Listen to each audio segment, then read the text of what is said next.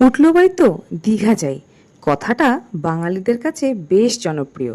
আর এখন দীঘাতে অনেক বেশি আকর্ষণীয় হয়ে উঠেছে জগন্নাথ মন্দির। ওল্ড দীঘাতে এই জগন্নাথ মন্দিরটি নির্মাণ করা হয়েছে।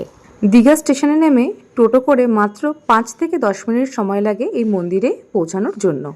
মন্দিরে প্রবেশ করার প্রায় 100 থেকে 150 মিটার দূরে বিনামূল্যে জুতো রাখার ব্যবস্থা এখানে রয়েছে।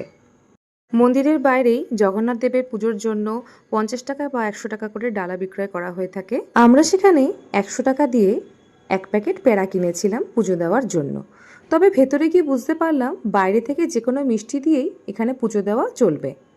প্রসাদের জন্য এখানে কোনো প্রকারের কুপন সিস্টেম বা কোনো পাণ্ডাদের ব্যবস্থা করা নেই। মন্দিরের ভিতরে পুরোহিত নিজেই নাম গোত্র লিখে জগন্নাথ দেবের সামনে পুজো অর্পণ করে কিছুক্ষণ পরেই আমাদেরকে পুজোর ডালাটা ফেরত দিয়ে দিয়েছিলেন। ফোন নিয়ে মন্দিরের ভেতরে প্রবেশ করা গেলেও যে কোনো প্রতিমাদের ফটো তোলা পুরোপুরি নিষিদ্ধ ছিল। আমরা যেদিন মন্দিরে পৌঁছাই সেদিন বেশ বৃষ্টি পেয়েছিলাম। ঝিলমিল সেখানে গিয়ে ভীষণ খুশি ছিল, কখনো হেঁটে কখনো বা বাবার কাঁধে ঘুরে বেড়াচ্ছিল।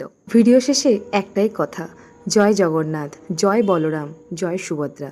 ঈশ্বর তুমি সকলের ভালো করো, তুমি সকলের সাথে থেকো।